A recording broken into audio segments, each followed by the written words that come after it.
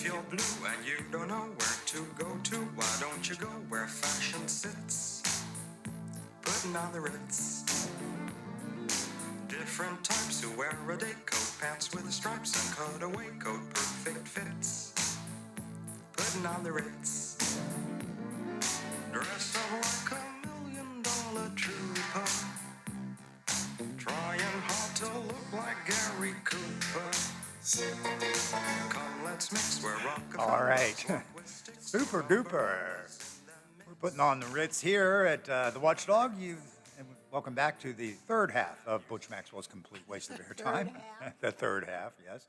I'm having a good time here. Hey, I am going to be with you a lot if you're a regular listener, and I hope you are, to the Watchdog Network, because tomorrow and on Friday, I will be guest hosting for the vacationing Howard Monroe, who, last I heard, is out in Las Vegas, not gambling and not drinking very much, but probably eating a lot, if I know Howard. He's probably eating a good bit. I hope he's going to see some shows. That's what I do when I go to Vegas. They have some great shows there, and you can see some amazing things. So anyway, tomorrow, among the amazing and exciting things that we'll be doing on Howard's show is I'm going to have Molly Holden as my guest. She is the director of Family Violence Prevention and Human Trafficking program at the YWCA, and also Haley Reed, who is the shelter manager. And they are going to be talking about a very important issue here, women's reproductive rights, and how that ties into what the YWCA does as an organization. Plus, there's a march on Saturday for people who agree with the radical concept that women should have control over their own bodies and whether or not they are forced to give birth. And no, this is not about late-term abortion. Now, I don't know anybody who advocates for late-term abortions. I've never heard it. And if there is somebody out there, if you know of somebody, then call me up. Call me up right now and tell me who is saying, you know, women should have an abortion in their eighth month. You won't be able to, but that's my challenge for you. So go ahead. If you're interested in this, please tune in tomorrow. We start at 7 o'clock, and we'll be going all morning long, right up until 10 o'clock for Howard Monroe's morning show right here on the Watchdog. And among my guests, as I said, will be these two women from the Wheeling YWCA. Also, I've got on Friday, I've got some guests. I've got Laura Weigel, who's the director of the WIN program, and Jennifer Sorg, who's a peer recovery specialist. So on Friday morning, we will be talking a lot about resources, local resources, to help people who have addiction problems. And this is not just, people who randomly go out and buy street drugs necessarily. This is people, a lot of times these are people who have had real medical health issues and have been prescribed painkillers and have gotten hooked on them and then had a really difficult time getting off of them. So this is a really important issue, and it touches so many families' lives. I'll bet it touches yours in some way or another. So please tune in.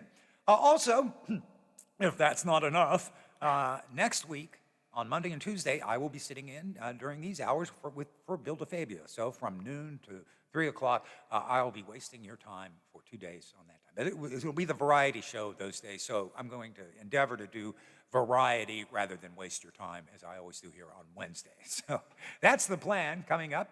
Lolo, you look like you have something to say. No. No? Okay, all right. No, just absorbing all of it. I get it. All right. Well, I did want to talk about my theory that anti-vaxxers use a lot of the same tactics that the people that try to get you to join a cult use too. And this is something that is known as phobia indoctrination. And what they do is they expose a person to a series of persistent, irrational fears that initiate a closed cycle of fearful images, thoughts, and feelings. And this is all fear-based. So, the anti-vaxxers and, say, the Moonies or other, recognized cults. I want to be careful about who I call a cult because everybody's got a little different definition of cult. But this cult-like behavior is basically they try to cut you off from your past as much as possible and they withhold vital information, which is something that anti-vaxxers have too. And they focus in on what will scare you. One Mooney, for example, recounted recently a story where he was indoctrinated in the 70s to Reverend Sun Myung Moon's cult, and he was taken to see The Exorcist.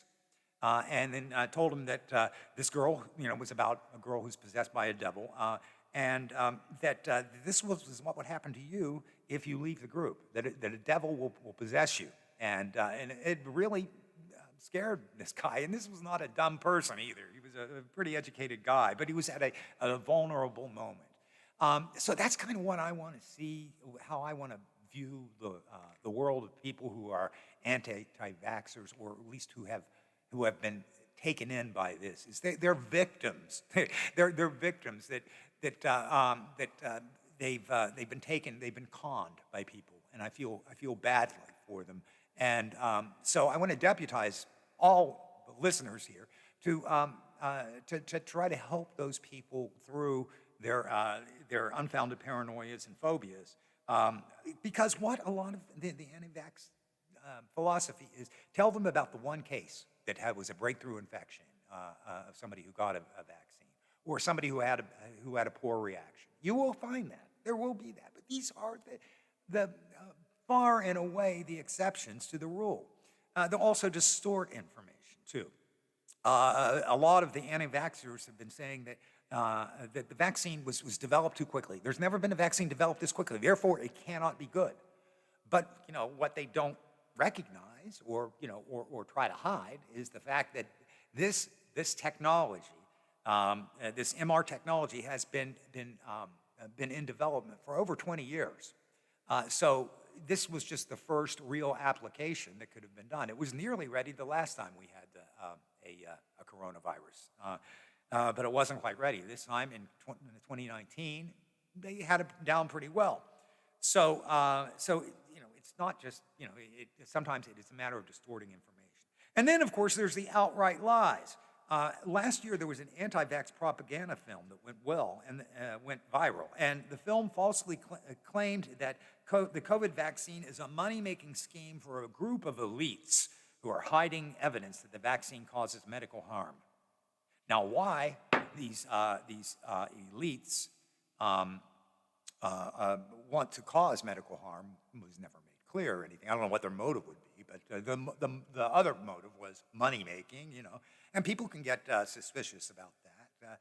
But people are constantly exposed to lies about the vaccines online, including false claims that they alter your DNA or they lead to infertility. None of these things are true.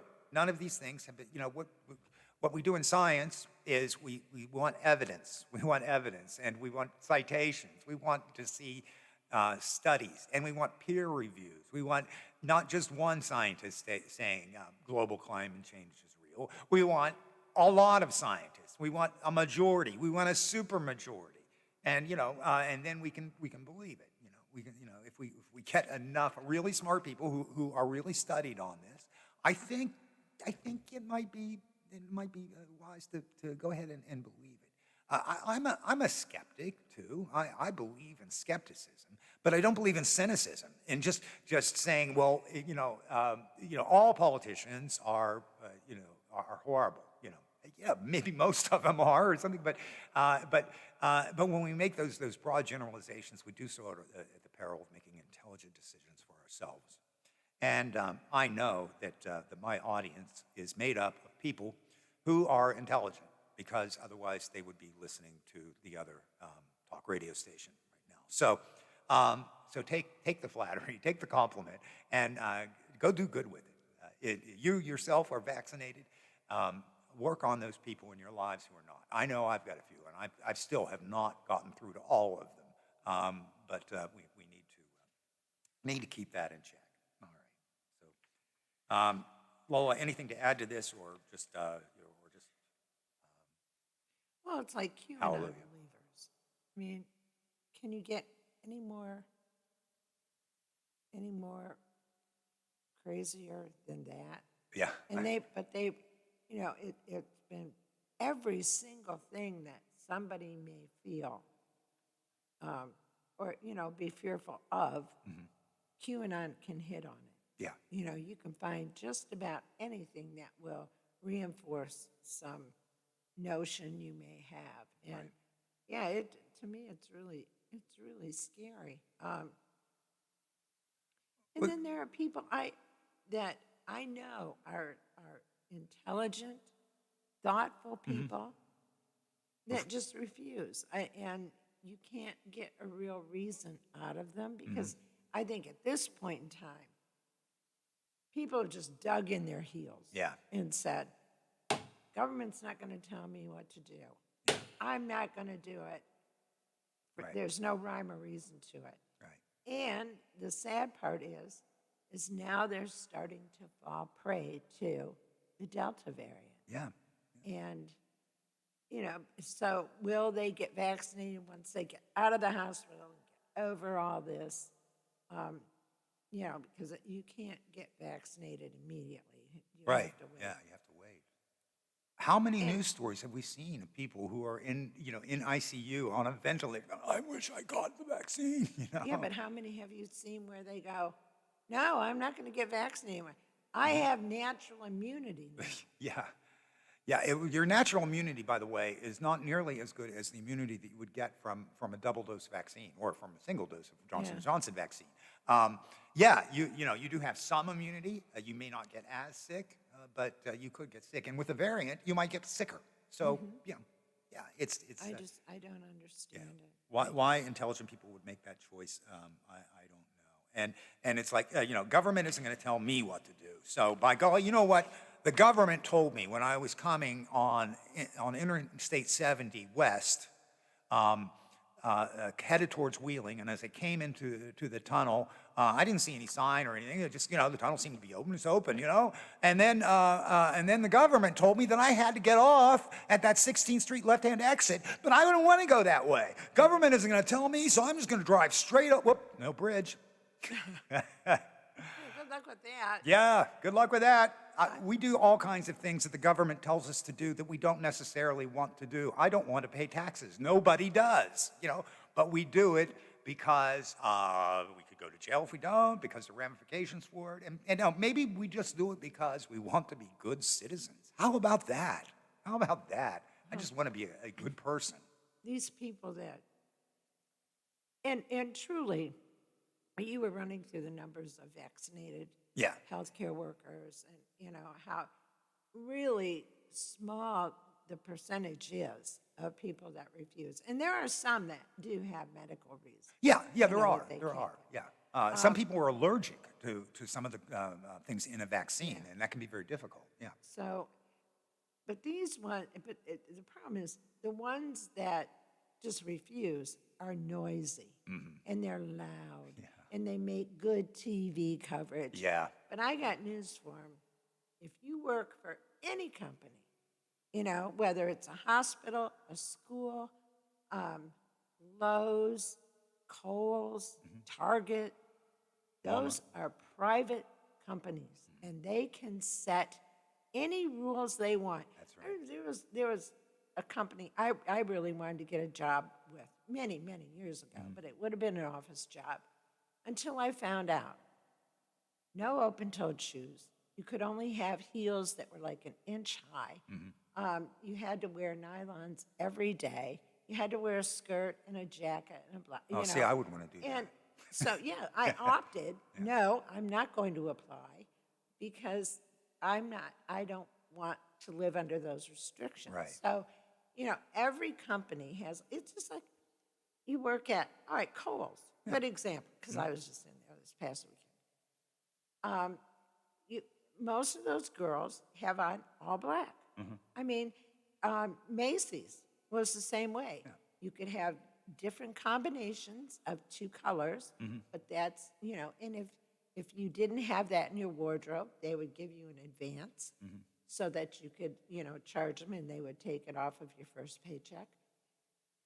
And if you don't like it, then don't take the job. Right, that's it's right, that yeah. easy.